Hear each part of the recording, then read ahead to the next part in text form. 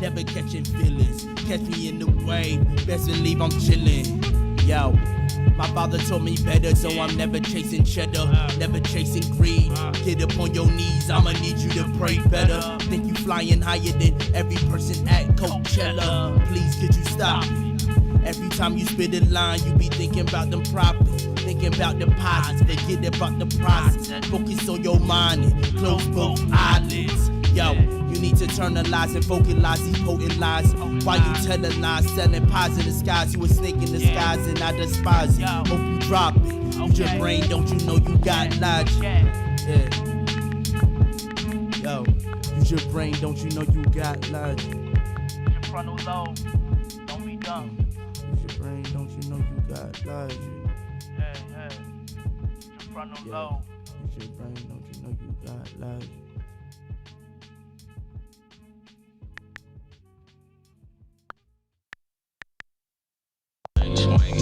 Diamond blank, pistol swing, gang bang. I'll be tripping, never winning, always sinning. My ascension just beginning, and I'm feeling independent, yeah. And I'm feeling independent, yeah. Found myself in the low space, young black man with a court case. Feeling no last rat race. How pussy live with a safe face, but I'm day to day till I fade away. Take the pain away, just skate away. Living no faded ways, can't really smile, got a cape of face. Been sad for a while, so on top of my game like a toothpaste. Spin these fine like a toothpaste. Don't sleep on the spot, boy, it's too late. Hard to fade away, left hand with the J. I'ma save the day, baby, paid away. I'll be tripping, never winning, always sinning. My ascension just beginning, and I'm feeling independent, yeah. And I'm feeling independent, yeah. Ain't like that.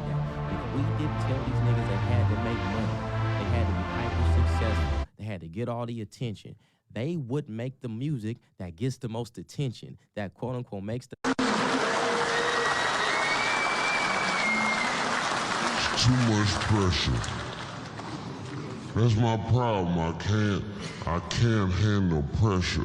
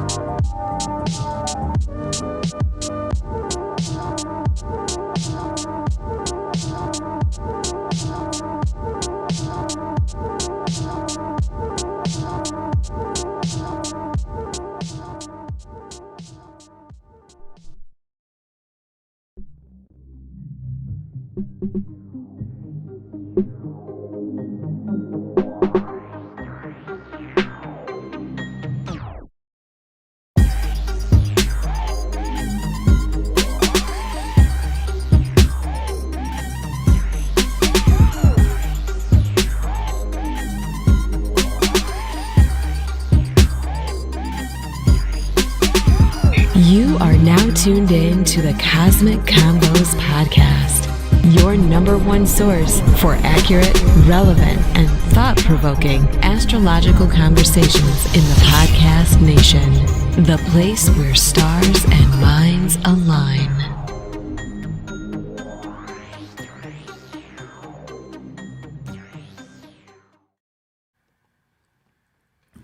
Peace, you're now tuned into the Cosmic Convos podcast.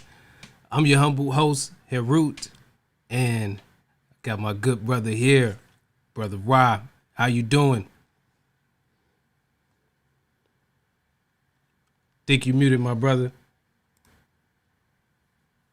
Peace, brother. Just living, learning, and applying. That's about it, my king. That's about it. What about yourself? Hey, man, no complaints here, man. Just, like I always say, man, trying to get like you, my brother, and, trying to take it to the next level or whatnot. Indeed. Let's do it. Indeed, but before we go too far, I want to remind you all, make sure you like and subscribe to this channel.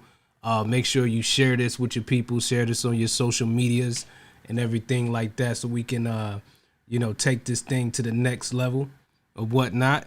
And as always, I want to remind you all that this episode is brought to you by Push It Forward Media Group and Caliprucia Astrology and our good people over there on Patreon.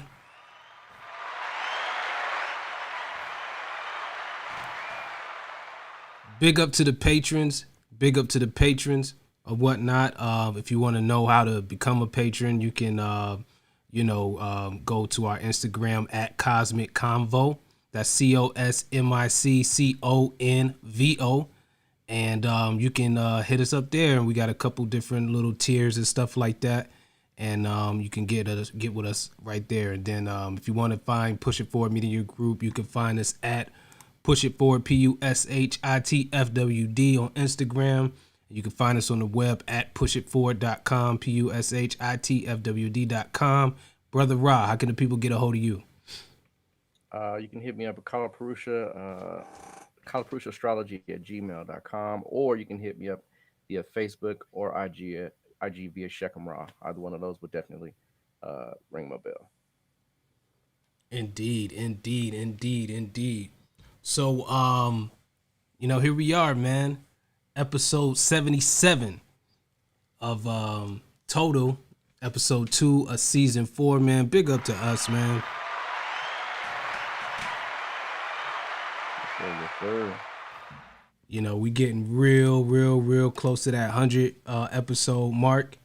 I've talked to a couple other podcasters out there, and they say you don't really get started till you get to 100 episodes. So I'm definitely looking forward to getting to that or whatnot, man. How you feel about where we at right now? We're chugging along, man. We're going to get there. Indeed.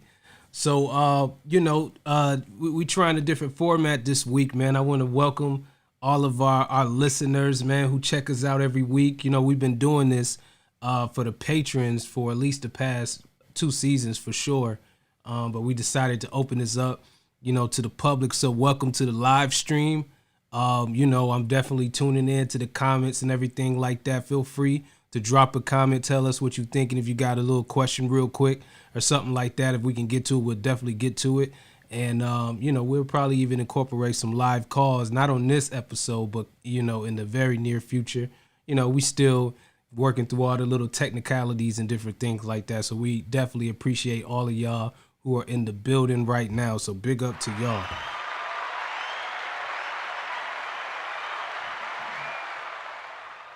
All right. So, coming off of the last episode, we got some interesting remarks. I thought we would get a little bit more pushback than I did, because there's, the brother Kevin Samuels is, quite the polarizing figure and stuff like that, man. But, it seems like, people were really satisfied from where we were. I did get one comment, man. Shout out to you, brother, man.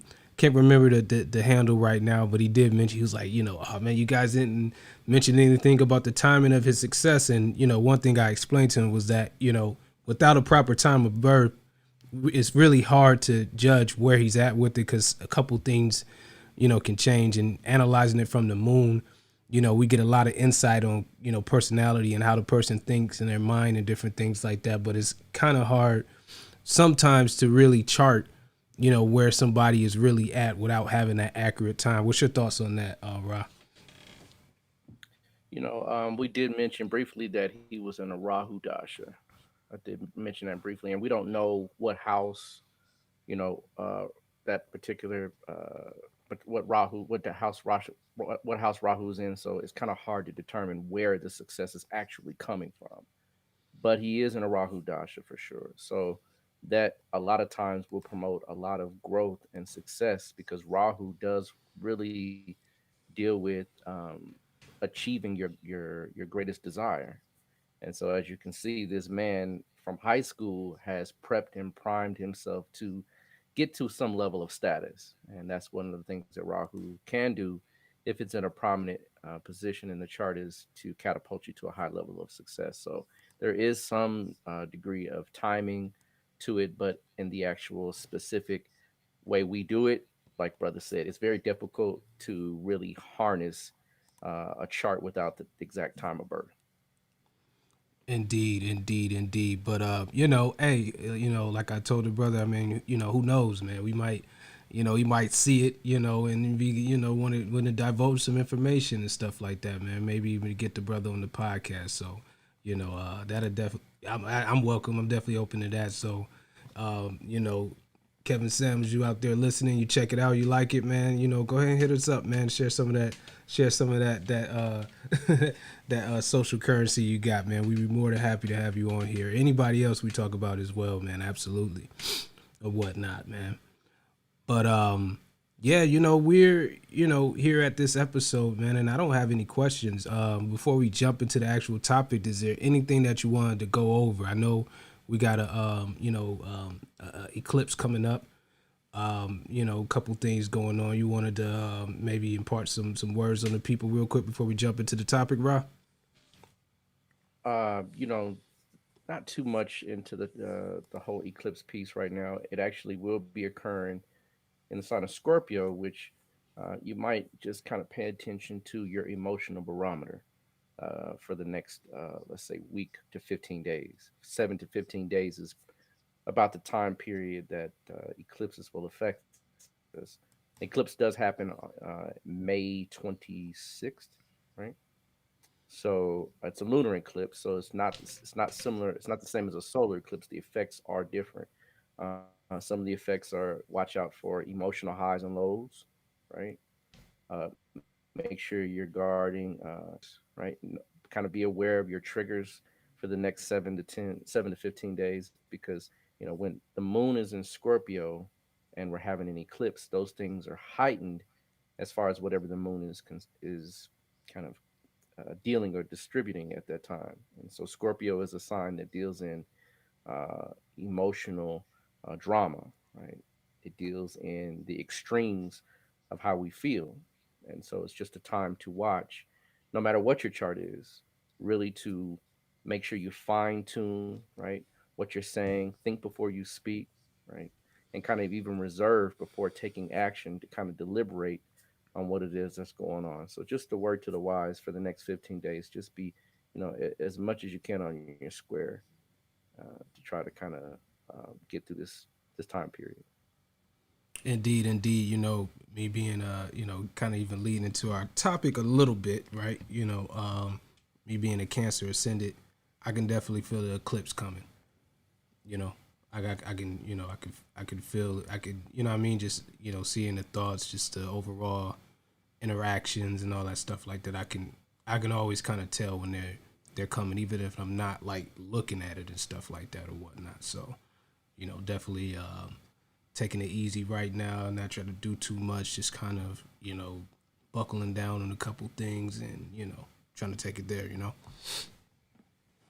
Yes, sir. Yes, sir. Indeed. So, today's topic, in fact, people are actually, when they're a lot more meditative, right? A lot more introspective. A lot of times, this will kind of prime you or prep you to be a little bit more sensitive to the astrological weather. As far as the changes, you can feel those subtle, especially when you're in astrology and you're looking at it daily, the changes are always felt. But if you're meditative, if you're doing initiation, right, if you're doing those types of things, you're sensitizing yourself to those subtle influences. So definitely so, bro. I could definitely see why you would feel like, especially given that your ascendant is ruled by the moon, which is the planet is going to be eclipsed. So without a doubt. Indeed, indeed, indeed. So without further ado, man, let's jump into it. We broke tradition a little bit. We did the Kevin Samuels show first, just to switch it up a little bit. But we wanted to get back on track with our astrological ages series. And, this is something that, distinguishes us from any other platform. Nobody else is talking about this, not in this level of detail, and just really bring in just an astrological perspective on history. Some people say, who cares about something that's happened, 5,000, 10,000, 13,000 years ago? Well, the thing is that all of those things that take place now plays a pivotal role in where we're at now. Took place then has a lot to do with where we're at now. Without those fundamentals and things that were, established during those time periods, we're not doing what we're doing today. So it just gives us an indicator of how, the stars kind of impact eras in history. And, kind of we can also, kind of project what it would look like in the future or whatnot. So, everybody, if you're here, you saw the name of the show. Today, we're going to talk about the age of Cancer. First things first, Brother Rob, where do we want to kind of give the rough estimate of what time period in history are we talking about right now? When we talk about ages, ages are typically circa, right? Yeah. Because it takes 72 years for the heavens to move back 1 degree. So we always give or take a couple of 100 years, because this is circa. It's kind of a generalized kind of conception, as far as when the actual quote unquote date began. It began, but a good consensus is right around the age. Cancer would begin right around 8,460, 62 BC, right? Mm-hmm. And it would have stretched to right around 6,300 BC, right? So before Common Era. So like I said, I've seen some people say 8,400. I've seen some people say 8,500. You know, you're gonna see those kind of variances because it's very hard to pinpoint that specific date. But it is generally a consensus between 8,400 to 6,300, 6,200 is the age of Cancer. Indeed, indeed. And that's, some people don't even know that there's actual history during those time periods. Relevant history, going on during those time periods and stuff like that or whatnot. They had the movie, what was it, 10,000 BC? Yeah, I don't know. It didn't really accurately depict, not really what was going on there, but, stuff was going on back in that time period for sure. Absolutely, absolutely. We're going to talk about it. So, getting into the show, the age of Cancer. The further back we go in antiquity, the harder it is to really kind of show explicit data that kind of gives us a blow by blow, right, a sequence of events for the ages. Age of Gemini is a little bit easier because that's the advent of writing, right? That's Yeah. the advent of the the ability for us to express ourselves in written form.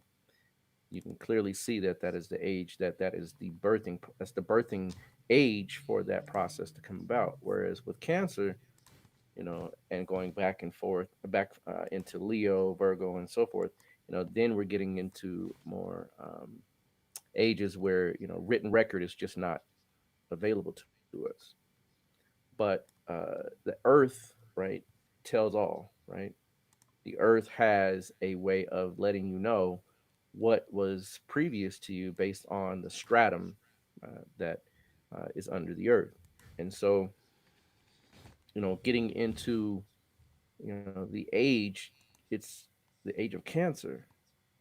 And now you know that Cancer is a water sign, right? There's three water signs in the zodiac. You have Cancer, you have Scorpio, and you have Pisces. Yeah. So the age of Cancer, being a water sign, typically is going to give us some type of indication on a planetary scale that shows kind of the astrological weather that was happening at the time. And so, one of the things that we can denote is that because it's a water sign, we should see some type of geological effect that would literally show water, right? And from the uh, right around 8,000, between 8 to 9,000 BC, before Common Era, we see the Earth in a large amount of floods or deluges. In fact, your Bible, right, or the Bible rather, talks about, right, a flood. And the flood is not exclusive to the Bible. There are many cultures to talk about a great flood. So, in the historical, uh, in the subconscious of our people, right, in the historical subconscious of our people, we know at some point there was a mass flood. And so that mass flood would have, right, really been shown to be a constituent of water, right? Right. Water is obviously what we get flooded by. So the age of Cancer can be substantiated by number one, that the planet was overflown by floods. The sea level rose, right? The Yeah. ocean levels rose tremendously. This is when you begin to see, in fact, there are islands that are not, I'll say islands, but there are pyramids that are off the coast of Japan, and they say that those pyramids are quote structures were visible, 10,000 years ago. Well, 10,000 years ago puts us right at 8,000, before BCE. So those sea levels begin to rise, right, and cover a great deal of coastal and shoreline areas. So, number one, we can attest that yes, the planet was inundated with water, right? Yeah. Showing that this is a effect. This is the effect of a water sign. Um, the other thing is when you really understand that uh, geological changes also show that bodies of water, large bodies of water, were being formulated, and we'll talk a lot about that later on in the show when we really kind of get into some of the geological recordation that we find. Oh yeah. Uh, you know, that's always there. The next thing we want to talk about is the actual modality of the sign. Now, the element is water, right? As we just verified, but the modality, meaning how that water is activated or distributed, it's a cardinal sign, and cardinal signs have a telltale as far as how they function.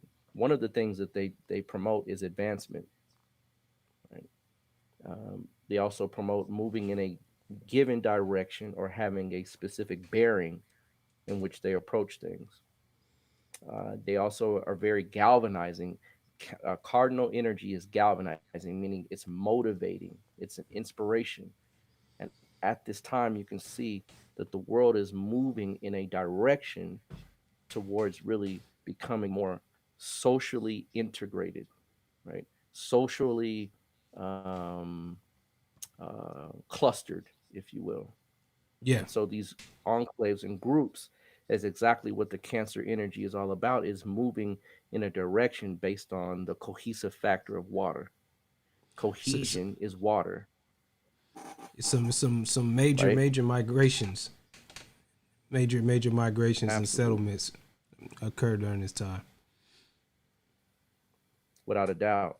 Without a doubt. And that cohesion factor with water is being delineated or pointed in a direction, meaning that now cohesion is a factor that everyone wants to group together, right? Yeah. Wants to uh, gather in, enclaves.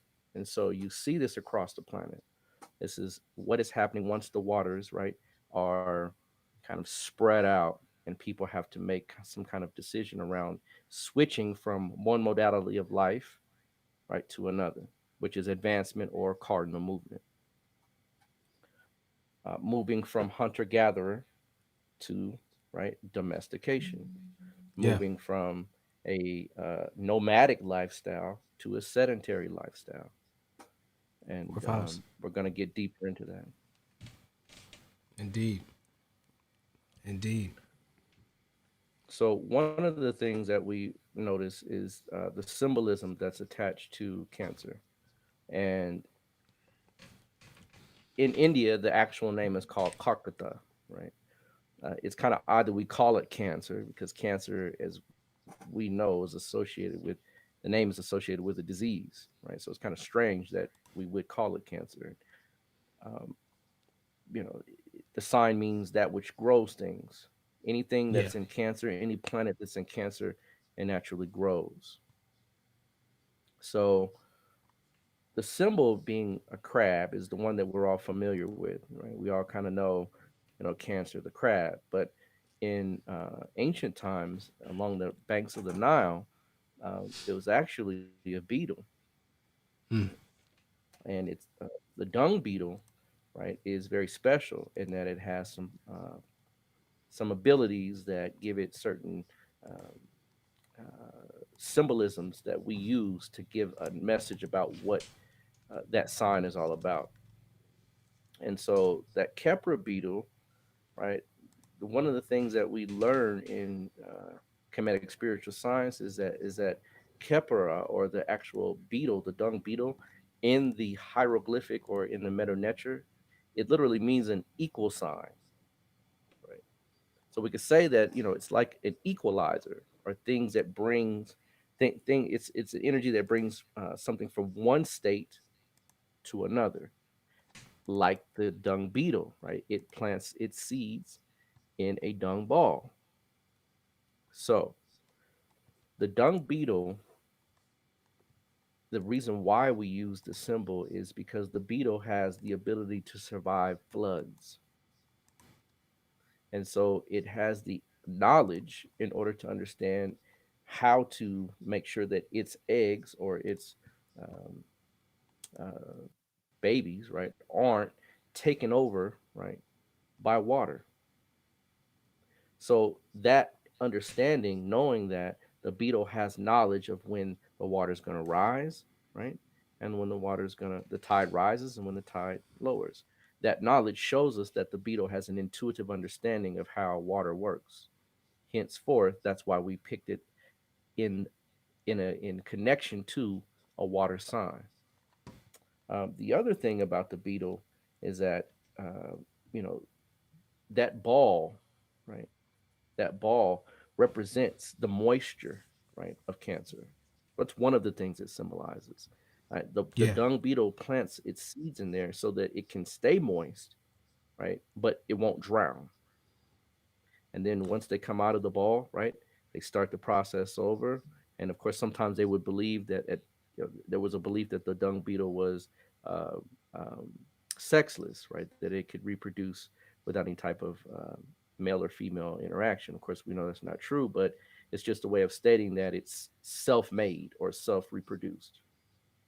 And Yeah. so, one of the things that we understand that that dung beetle was talking about is transformation, right? Going through a very a transformative time, things that are upheavals and things that are shifting as far as energy is concerned. That's why the dung beetle is there, because it's a shift in energy. It's a shift in how things are done.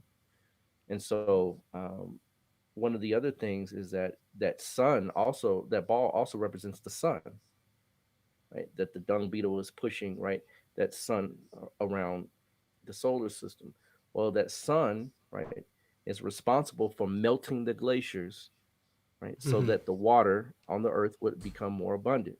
So it's not just that the dung beetle represents the ability to understand for its intuitive understanding of water, but also represents, right, the connection between that age and the sun and the melting of those caps, Yeah.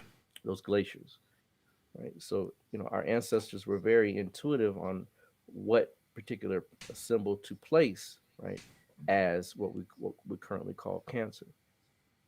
So, going deeper into this, though, of course, um, you know, the crab, which is a symbol that we are accustomed to, is a creature that lives on land and water. Right? Mm-hmm.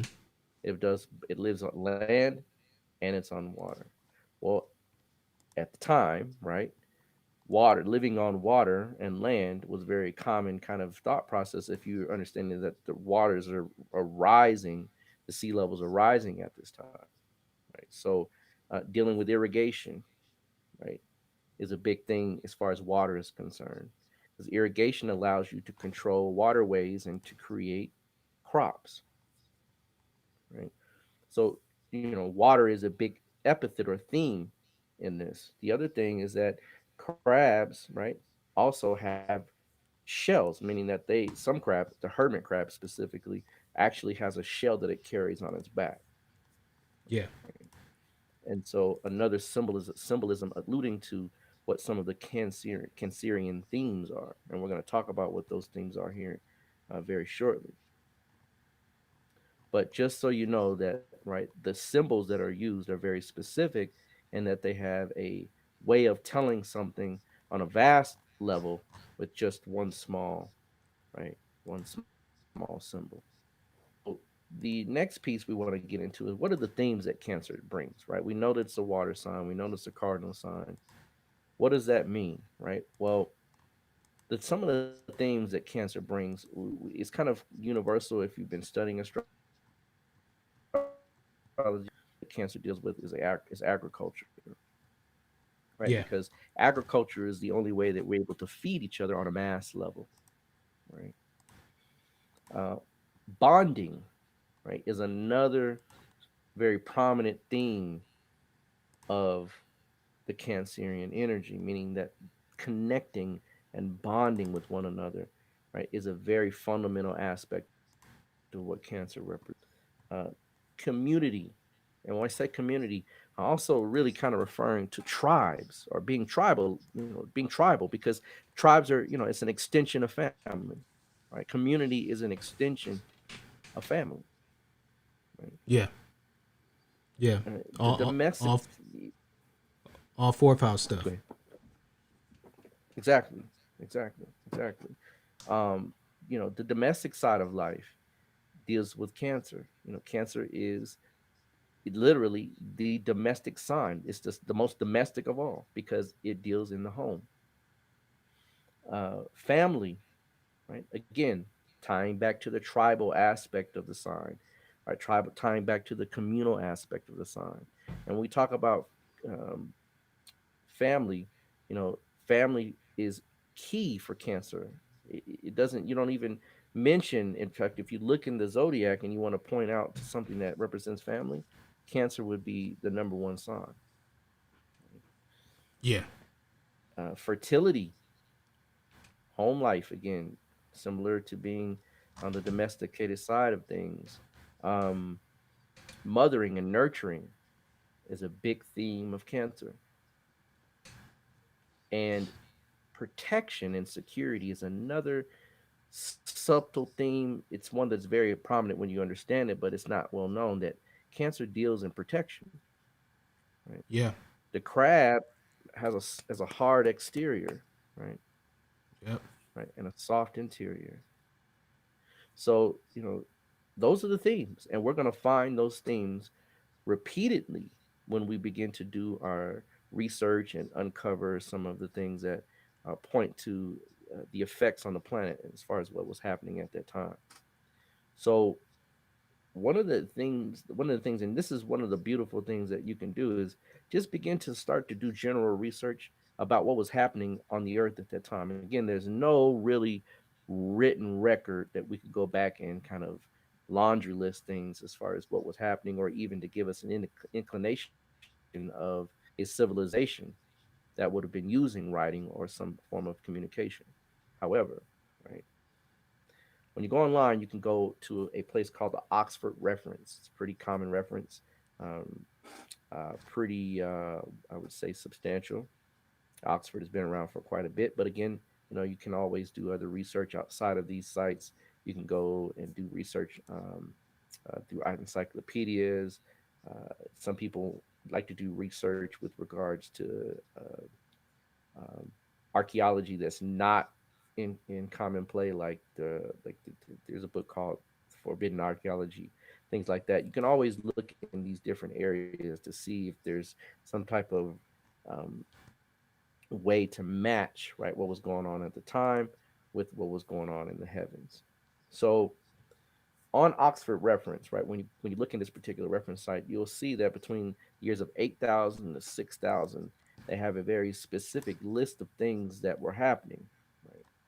Yeah. Of course, one of the major things that we notice is that it was the ending of the most recent ice age, and so that ending of an ice age really shows, right, how the water, right, that was the instrument for the increase in the sea level, right?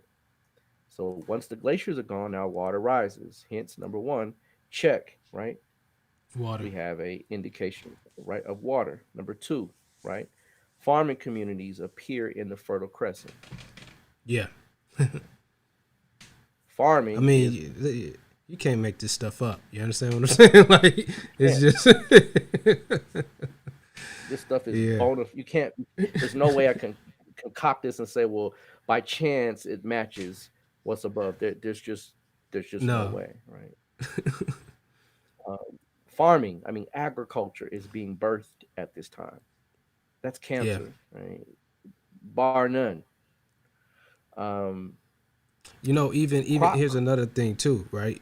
Back to the agriculture. It's one of the things, especially when you talk about ancient Nile Valley civilization, when you start talking about you know um, Osset governing agriculture, and it's we say that women are the ones who discovered agriculture. I mean, domesticating the seeds and different things like that. I mean, that's a correlation as well. In this period. Direct correlation. I mean, in order to feed someone, you have to know how to plant and grow food, right? And this is over thousands of years where some of the ways are passed down from mother to child, from father to son, right? And then Yeah. that process becomes more widespread and refined. And then, of course, then you begin to create crops. And this is literally when crops are cultivated. Domestic animals are domesticated, right? Yeah. I mean, this is in the history.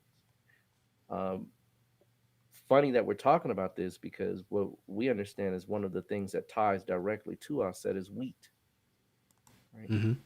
Or cancer, right? Cancer is akin to our set, and so wheat and barley are being cultivated in the Middle East at this time. It's the first crops that are actually being manifested, right? That are cultivated. So again, showing, right, that this is what is happening. This is what the stars are unpacking and bringing, right, to manifestation.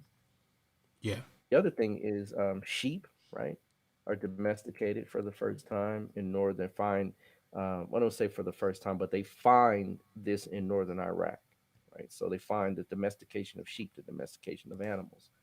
Um, the spindle, right, in order to create, right, you know, clothing, which is another layer of skin, right, which is cancer, right, Yeah. extra clothing, protection, right, right. There's evidence of the spindle being created, right. Mm. Again, you know, showing that now we're showing that there's communities being formed in these areas, right, in the Yeah. Fertile Crescent, in South Africa as well. Right? And we're going to even talk about a specific quote unquote community that was created and maintained at this time in the near future. So, right, again, stone tools. Tools are a means of making life more what? More Comfortable, comfortable. right? Right. When you have to do things manually to the point where you have no assistance, things are harder than when you have a tool, which then cuts time, right? Saves on effort and energy, and maximizes your production. So tools are a means to make things more comfortable. Right? This is what is being birthed at this time. This is what man is going through. How do we take ourselves from a hunter gatherer, from a nomadic, from um, a lifestyle that is non centralized? Remember, Cancer energy is cohesion. Cohesion is centralization. So, Yeah. once that cohesion factor hits, people begin to understand, hey, there's more power in numbers. There's safety in numbers. There's protection in numbers, right? That energy says, hey, you know what? Let's get together and make this work. And so we begin to see granaries, right? We begin to see pottery, right? Because pottery is nothing but clay stone, right? Yep. And what do we put in the pottery? Food, Water. storage, Yeah. water, cancer, right? So you can see, right, that this is the temperature of the planet at the time, right? Yeah. So, moving into an actual civilization that we can talk about that gives us a list of all of the things that we've covered, right? Domestication, growing or agriculture, settling and coming into groups, right? There is a civilization or a city, right, called Gobekli Tepe, Mm-hmm. and Gobekli Tepe is really, uh, what they say, one of the oldest cities, right, or towns that they found in history. And it's surprising that right around this time, right around 9,000 to 8,000 before Common Era, is when we see this civilization come to prominence. So it's interesting that we have a actual place that we can say, you know what, they definitely had stone tools, right? Because they actually had homes in which they dwelled in, and these homes had to be built with tools. They found grains, right? They found bones, animal bones. So all Mm-hmm. these things are showing that, right? As we mentioned, those processes for cohesion, which brings along the gifts of family, the gifts of social structure, right, are demonstrated within the context of an actual city, right? There's Yeah. no other city that we know of that we could say, I mean, an actual city with, streets and buildings and homes and so forth, right? You know, that's proof in the pudding. Right? It's proof in the Yeah. pudding. The age of cancer shows these things are what what man was is what was on man's mind, right? Fishing, again, considering the water that we had access to, the abundance of it, fishing, right, is a big mainstay of people at this time. And you'll find, I'm sure, so many recordations of people next to bones that are fish bones, next to animals that are that they gathered, from the sea, crab and what have you. So this is also to show that the energies of the planet distributes to the humans what it needs at the time as far as survival is concerned. Yeah. The next thing we're going to talk about here, and in fact, one of the other things I want to mention is that there is a Anatolian goddess that was found. Right. Remember, Cancer is mother energy, right? And mother energies, right? It's all about the goddess energy. In fact, they found 144 of these statues. We're going to talk about a few of them here in a minute, but just know that one of the um, pillars in the city had this goddess drawn on it. So the goddess, the mother goddess, right, is in play majorly, right, at this time. All throughout the world, they find these figurines, right, that depict, right, some type of feminine entity or feminine principle. So the other thing to mention here is that um, when we talk about cancer, we really should keep in mind that cancer is a very internalizing energy, right? It internalizes, it brings things in. And so during this time, people, right, the peoples of the world, right, are pulling in from the shores because the water is rising, right? And that internalization, that centralization, that pulling in from the shorelines, right, really is recorded along the coast of Africa and along the coast of other um, more ancient nations like India, right? They talk about there's a city that was covered underwater that Krishna lived in. And this is actually, they actually found the city. Guess what the dates of the city, the beginning dates of the city is 64 to 60, 65 to 6400 before Common Era to 5500 before Common Era. So again, even in India, off the coastlines of India, they had cities, right, which were covered by water, which drove the people or internalized them more into the land. Right? Naturally, most people are drawn towards the coast because the coast readily give you food without any real effort. Right. So Yeah. considering, right? Well, I mean, I don't know if I'm ahead of time, but I mean, we also talk about North America and the settlements there. You know, Well, the in the, fact, the we're gonna talk about that definitely, yeah. definitely. How Hmm. netter, right, or nature, right, put things into position, right? And this is when we talk about the grand. Let me just digress for just one split second. When we talk about the grand plan, the grand plan for man, right? The grand plan is already written in the heavens, right? Yeah. That is the grand plan. There's no plan outside of what was already pre-articulated. So the ages that we go through is just an unfoldment of man's inner potentials, so that we see everything from the inside out. So that by by the time that we are where we're supposed to be, man will be a complete and whole being. This takes time, millennia, right? This takes repetition. So this Yeah. is what we're seeing as these ages progress. The grand plan of the divinity in man being unfolded to its maximum potential. So within this age, right, again, we're talking about the great mother, right? And the great mother is really um, found all around. There's a picture that most people are familiar with called Venus of Wilmendorf, right? That's a very familiar picture that kind of ties people into any type of goddess worship. And that actual figure is quite a bit older than what we're talking about. That is from 40,000 to right around, they say, maybe 15,000 before Common Era. But there are similar statues found all around the Middle East, all around Europe, that actually have carved out a feminine figure, voluptuous, of course, right? Because at that time, remember, fertility is, right, the name of the game, right? So Kevin Samuels, you would have probably been out of the box at that point, man. They probably look at you like, nah, we need, this type, not that type, right?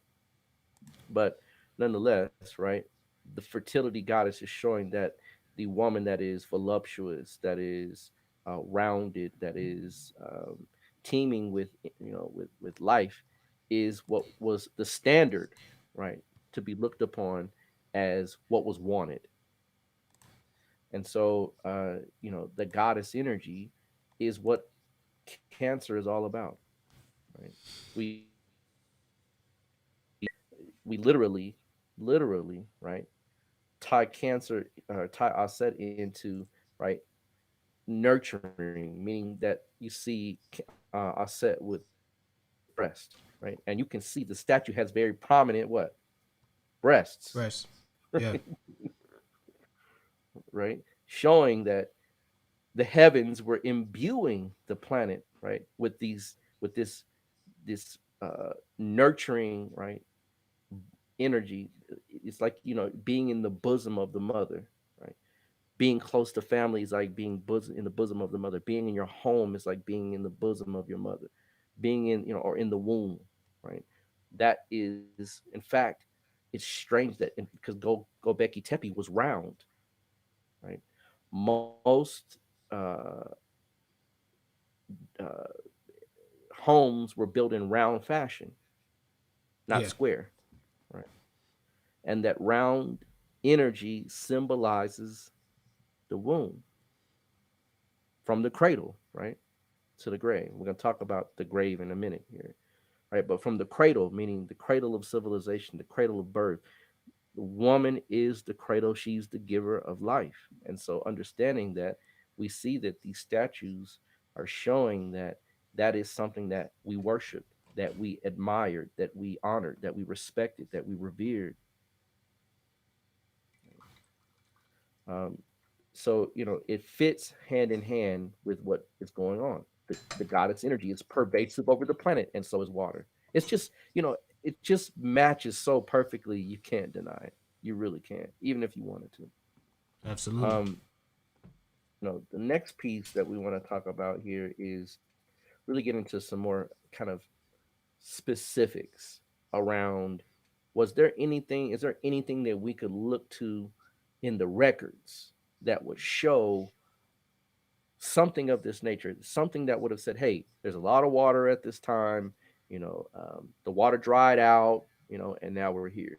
Something to that nature. Well, of course, we have records of floods, right? That's pretty common in ancient cultures, right? Of course, there's just over an abundance of stories that talk about a time when there's a bunch of water.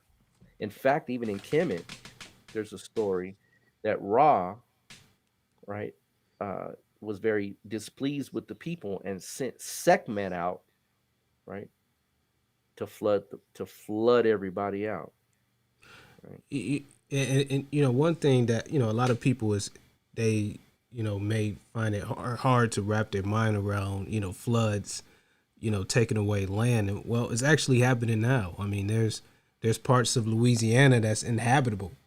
I mean, you can't live there anymore because it's underwater. You understand what I'm saying?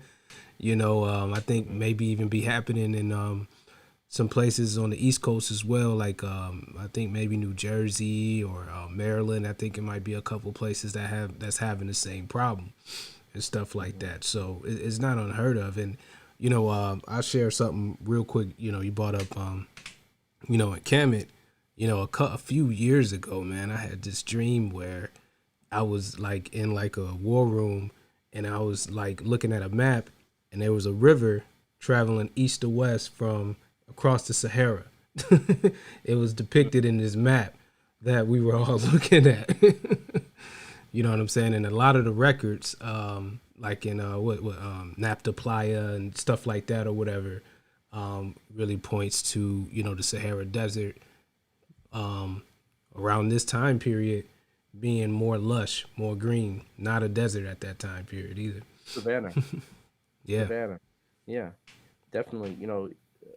The desertification process happens because of the tilt of the earth. Oops, I'm sorry. Did I mention something about the earth being round? Okay. Right. Right? These desertification processes, ice ages, desertification processes, are all timed based on certain astrological and astronomical processes. So every Yeah. 100,000 years, we have a cycle, right? But there's also cycles within that cycle that talk about desertification and non desertification of the planet. So when the planet tilts in a certain way, right, then you have a spreading of deserts.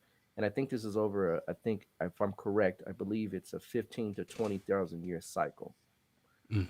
Once it turns back in a certain direction, then of course the plant life will be more abundant in certain deserted areas. So again, right, all of these things are tied to astrological, right, and astronomical, right, events and changes.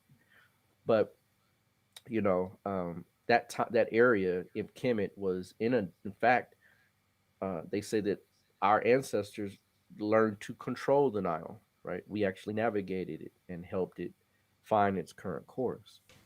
Yeah. So, um, you know, if you've ever been, like a kid, when I was a kid, you have, You remember when it would rain and just be a little old like stream, like a little long, small stream, and then all of a sudden it gets larger and it gets. You start seeing the curves and everything come out, and then finally you see like a little actual little like looks like a little river, right?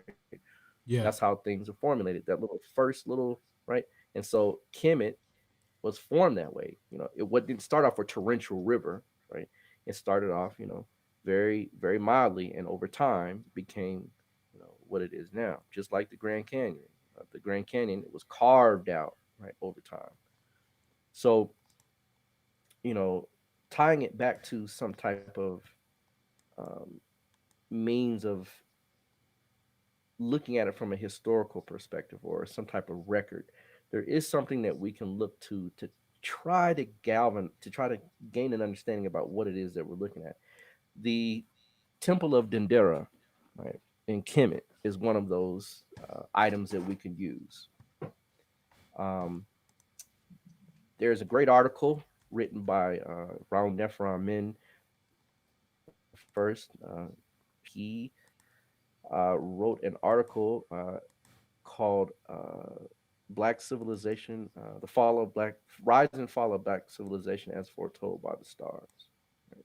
If you get your hands on it, consider yourself quite lucky, right? Because it is an excellent read.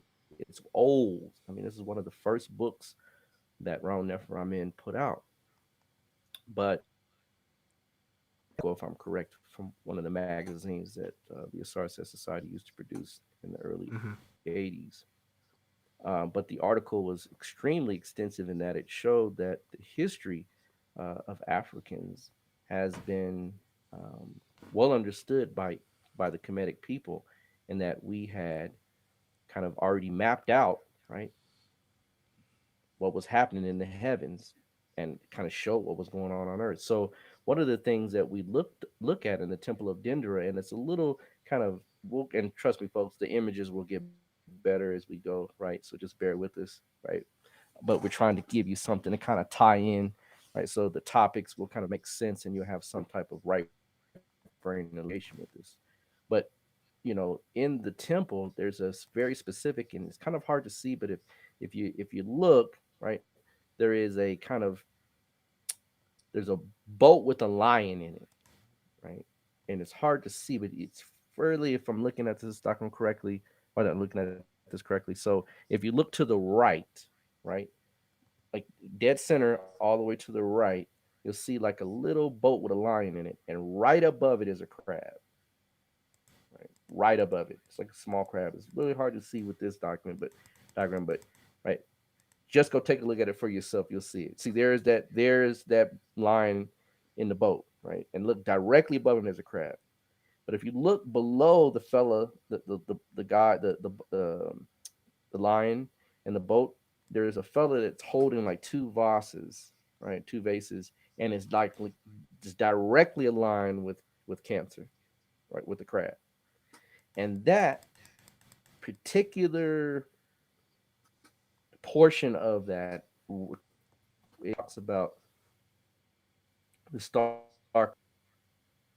and so it's really interesting Could you say that again? I think we broke up a that. little bit. Did which star? Yeah. Let me go ahead and repeat that. So Canopus, Canopus, right? And the star is the second brightest star in the night sky, next to Sirius. In fact, in about 15 to 20,000 years, no, sorry, no, 200,000 years, Sirius will no longer be the brightest star. Canopus will. And in fact, for a long time, Canopus was before Sirius, the brightest star in the heavens. Now, Canopus is not a star that in area, but in Kemet, right, they saw it. What they would see is they would see it come up and they would see it go down, right? They would see Yeah. it come up and they would see it go down. In fact, on Stellarium, if you play with it, if you go to where Canopus is, you just put in Canopus, you have to go and put in Egypt, Cairo, Egypt as the place, right? But put in Cairo, Egypt, put in the star Canopus, and all you do is just hit the hour for the hour hand and take, you have to take all the landscapes and all of them, but you'll see the star go up, down, up, down, just like a boat. And I'm like, that's why they called it that. That's why the star is actually part of a larger um constellation, right? Called the Ark or Ark, right? And if we are right, the Ark of the Covenant, right? I mean, not Ark, the Ark, Noah's Ark, right? Um, the Ark or the Bark of Osar. And Mm-hmm. I was like, why would they call it that? Well, the boat, well, the star comes up right above the horizon, right, and then it goes back into the underworld, right? It comes up, right, just like Osar. He's resurrected, and then he goes what? Back into the underworld. Yeah. So he's on this boat that literally, right, is going right from from this world to the inner planes, from this world to the inner planes. And so that up and down motion is like a boat. That's why they call it literally the ark, right? But it's tied directly into right that line where Cancer is. If you look just below it, you'll see the fella. He's below the line, but he's also parallel or slightly aligned to Cancer, the crab. And so this particular star is associated with sailing, navigating waters, i.e., Cancer, right? In fact, one of the one of the correspondences, Cancer, social correspondences is sailors, Yeah. right? Seamen, right? The star itself, right, is was used to navigate. So we could use Polaris, which is the current North Star, Mm-hmm. right? We can also use Sirius, but we can also use Canopus. And so think about it. If you're on the seas in a dark night and you see that coming up, right, night after night, you know that you're headed in a certain direction, Yeah. right? So that along with the other major stars, gives you your bearings. So the stars associated with navigating the seas, navigating the oceans, or sea other Cancerian epithet.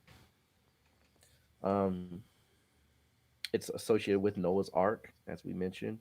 Mm-hmm. Also, it really is associated with a sage called Agastya in India, and they would, tell the kings to make up science or to literally give homage, right, to the sage Agastya through the star.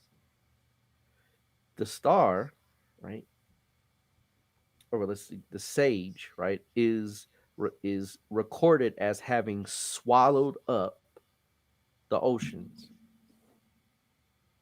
So showing that not only is it in the sense of the star itself associated with seafaring and waters and navigation of the oceans and so forth, it's also associated with a sage that is responsible for removing the excess water of the earth, right? So again, you have the floods, and then you have the period where the floods, right, subside.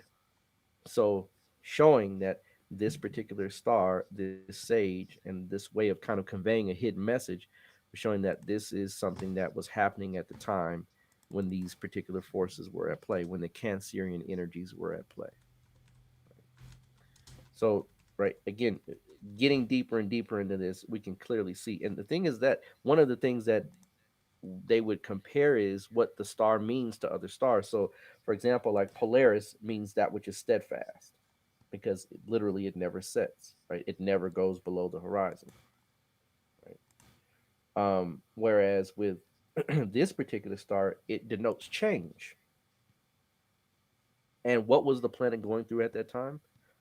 Vast changes. Right? So all of these things are, they line up one right after the other to show that from 8,400 or so to 6,300 or so before Common Era, these forces were administering, right, things that were happening on Earth in mass. The And you last even thing we want to go ahead. No, go ahead. I go, think we're going the go same ahead. place. No, go ahead. I think we're heading the same place. Yeah. So, the last thing that we can also use is the geological evidence, right? The geological recordation of what happened on the land at this time. And so, one of the things that we find is that the ice sheet, right, was beginning, the glaciers, right, were beginning to pull back, right, because the waters were receding, and again, the desertification process, which happens later, is beginning now, right? So you go from ice age, right, to desert, but in the middle you have the water. Hmm. So one of the things that we find is that as the temperature rises, the Bering Strait, which is a landmass that connected, right, the Northern American Asia, right, at that 14,000, 10,000 before Common Era, it was a ice sheet that you could cross. Once that Cancerian age hit, that particular ice sheet melted, therefore locking in and creating a cohesive factor for folks that were in North America to stay in North America, right? And to not have any other type of additional, right, influx of any type of people's DNA or any type of cultural changes. So we can see that that particular raising of the sea level centralized and locked in the peoples, right, we call Native Americans, Yeah. right? So also during this time, large land animals begin to disappear. So your woolly mammoths, right, saber-toothed tigers, right, all of those were beginning. They were on the wane. Well, what does that mean?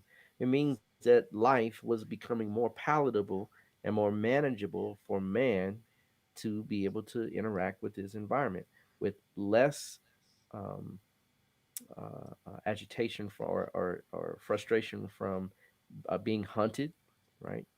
Because once you hunt, you also know you're hunted, right? You're a Yeah. prey just like their prey, right?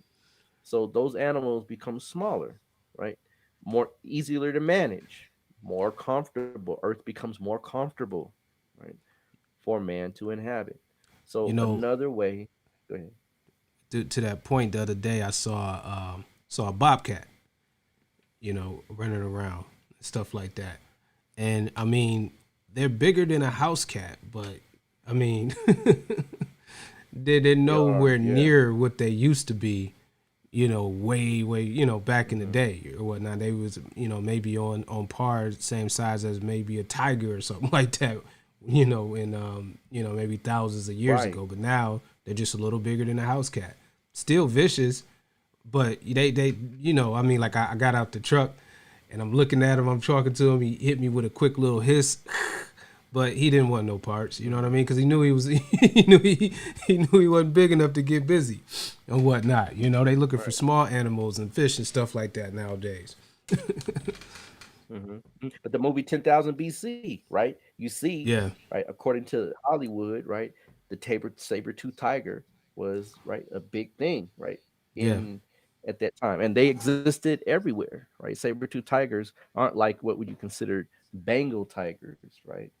They mm-hmm, were like mountain lions, right? They literally were pretty much, in common, in North America and certain parts of Central America. So, yeah. again, those larger animals, right, we find, um, you know, disappearing quite often, quite a bit during this age. The other thing is um, the geological evidence. So we talk about birth, right? We talk about the cradle. We talked about how this Cancerian energy is about sustaining, right, the group and sustaining people in as far as coming together. One of the other things that we find in the geological evidence is burial, Mm-hmm. and burial is something that we would do to try to remind us of what was coming next. And so we understood that the earth itself, just like the mother has a womb for us to exist in, the earth itself is a womb. And so when we would bury our dead, we would bury them in the fetal position, showing again, right, directly relating to the Cancerian energy of birth, right, of the mother of the womb. And so the earth becomes your womb when you were to pass, so that you could find and, of course, return back to the same essence of which you came, but also be able to provide that seed for which something else can grow from, which is the natural process of what cancer is all about. So all of these things point directly to those forces administering the energies on this planet at that time. Indeed, indeed. So, since we got this live format, we do got a question. We got a sister here who asked a question. Um, does cancer relate to Neith as well? Um, Not necessarily. No, no, it doesn't. Yeah. So, Neith, Neith, uh, is a war goddess, right? Specifically tied to Lower Kemet. Yeah. She wears what we call deseret, right, which is the red crown. You'll see the red crown that kind of swoops up in the back, right? You'll never see her with a white crown. And so one of the things that we did is understood that that force within woman, right? Part of it is warrior like, meaning that she's there as a protectress. If you ever mess with a woman's child, you'll see a warrior come out real quick, right?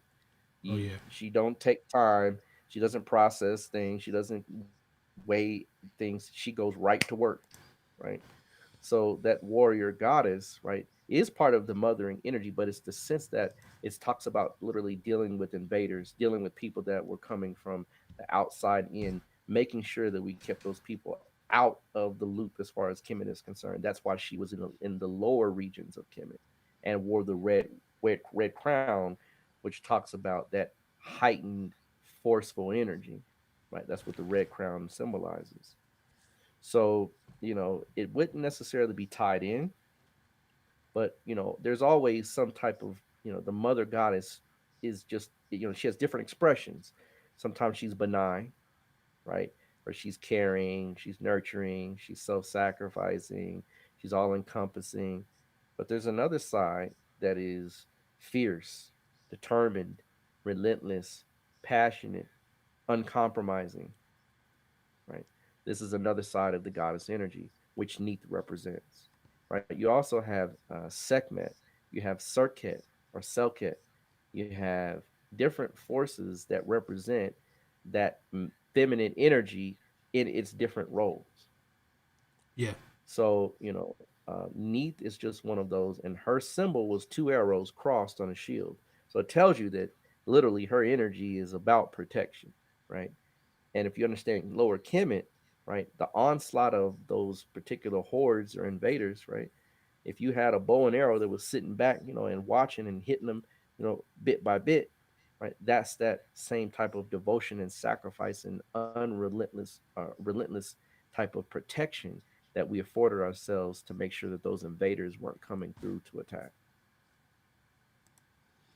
Indeed, indeed. So hopefully that answers your question on that or whatnot. It's the only question we got here for the live, and I'm pretty sure we had a pretty decent little turnout here. I'm pretty sure as we no problem, sis, no problem, no problem. No problem at You all. know, one thing I know for sure when we start doing this more, man, I think we'll be able to get a lot more participation and everything like that. So, I thank all of y'all for definitely tuning in. Rob, man, you got anything you want to impart on the people before we, go ahead and peace out on everything? No, pretty much everything's been covered so far. I just want to say I appreciate everybody coming into the live. Uh, we are going to have a lot more of these coming up. They're going to be a lot better. We're going to have some guests on. I heard the cry from the sisters, so they want some feminine energy on the show. So we going to definitely, in the honor of the Cancerian age, right? show, try to get some more feminine energy through the show, so we can have some yin perspectives along with the yang perspectives on various shows. So we definitely heard you. I heard you. We got you, and look forward to that.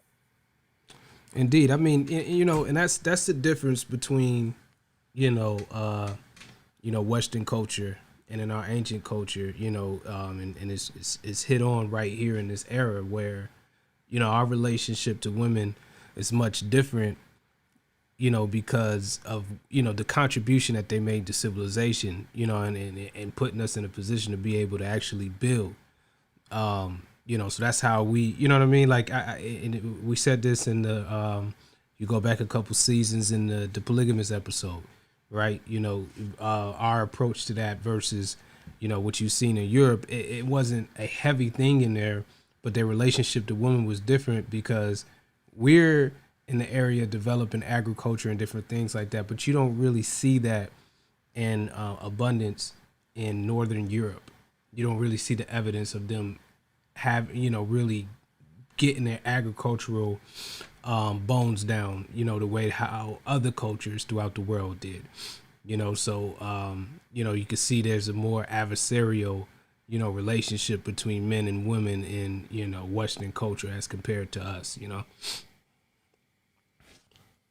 Absolutely, absolutely. The Eastern cultures and the African really just say indigenous cultures, right? Yeah, indigenous culture. Yeah. Indigenous cultures, right? Typically have a very high regard for feminine energy.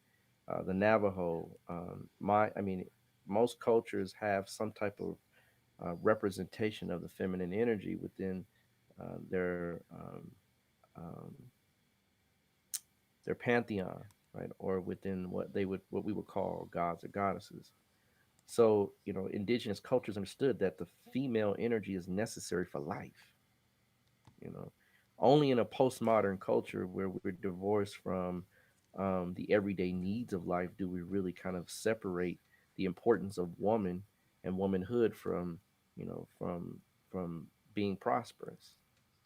And I just want to make sure that people understand that when I did the show on Kevin, I'm not a uh, Kevinite, right? I'm not someone that subscribes to everything that that individual says. Some of the things he says have some merit.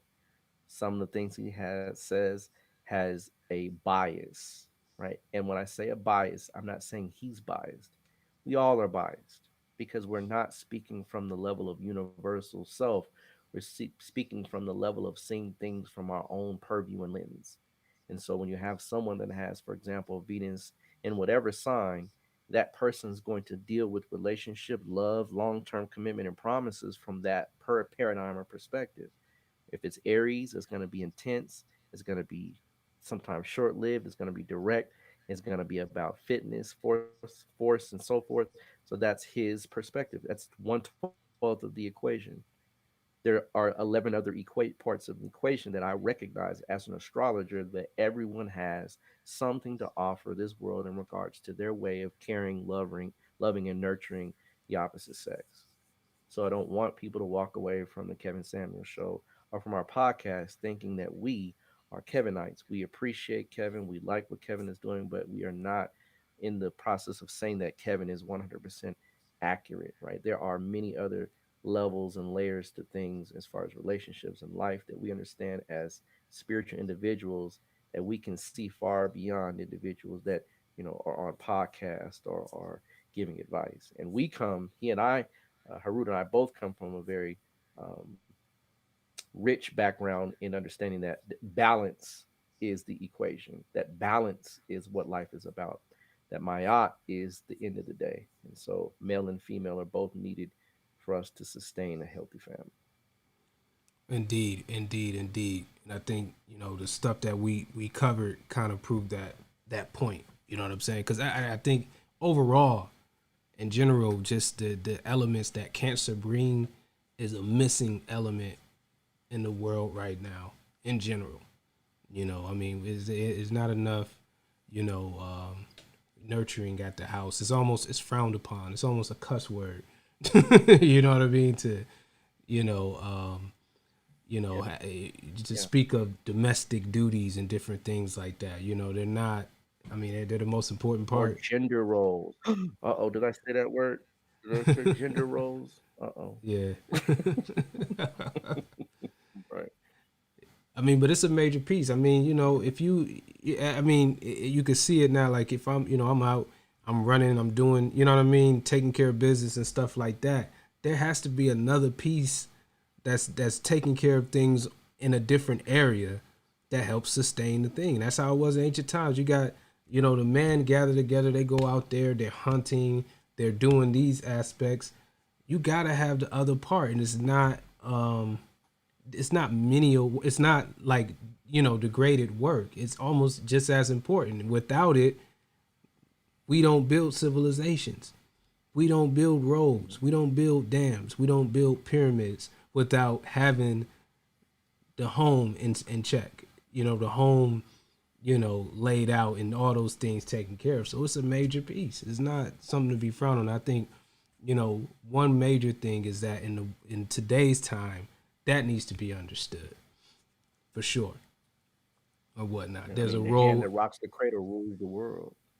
exactly. So yeah, it's not everybody wants to be it's just what Andrew Young, and I'm gonna say this and we can go ahead and wrap it up. He made an excellent point when he was running for president. He was talking about his whole universal basic income concept, and one of his main selling points was that he's talking about his wife who takes care of their two children at the house, and he's like, hey, the economy values that work that she does as zero. It doesn't have any value in the economy technically, right? So that mentality is why we see this kind of disruption of the roles and the balance, because society doesn't value those domestic duties, the mothering of children. It doesn't put a value on it. So people feel like they need to go do something that adds value because the system that we live in doesn't value those particular things or whatnot. And that was his justification for why everybody needs to get, the whole UBI spill or whatever. But that's what it is. Society doesn't value that type of action, so it kind of warps, the psychology of people and how they go in life and what the things that they're pursuing.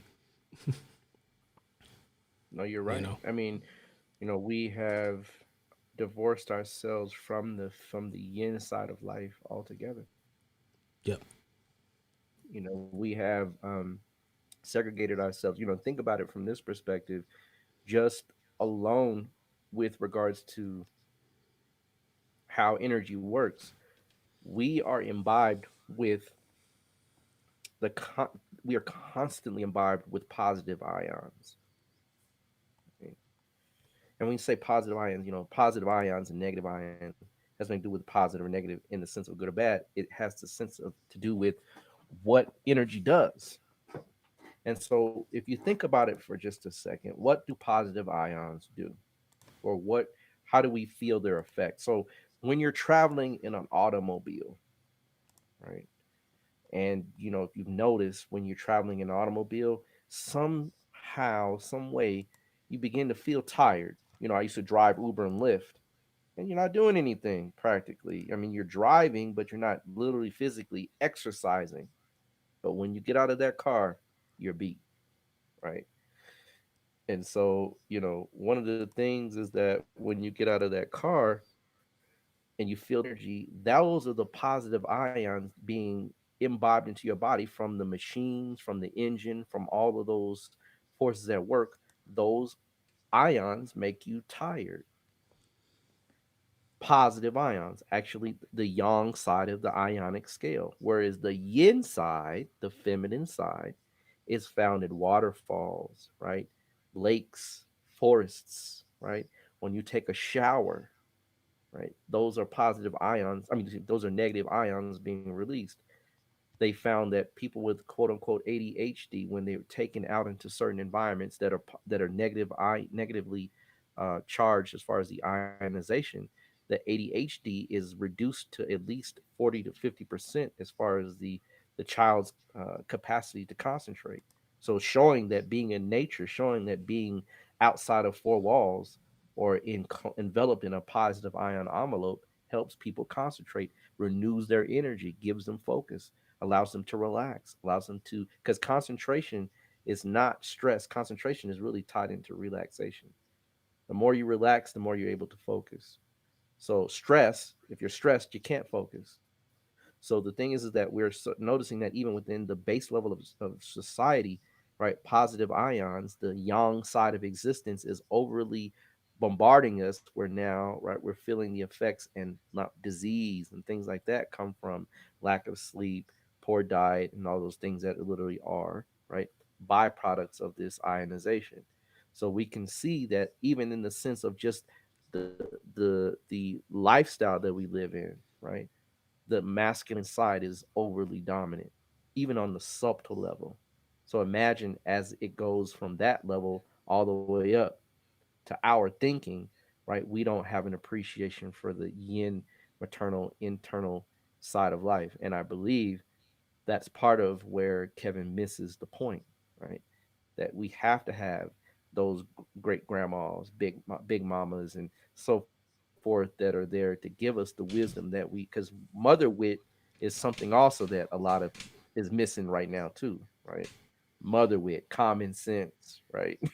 Right, the ability to, right, see things, for what they are and to be able to navigate in a very um, intelligent fashion. So, we're so left brain masculinized that we have literally lost so much of that feminine essence, that mothering now is looked upon as something as, you know, um, less than, right, or like it's not economically, viable.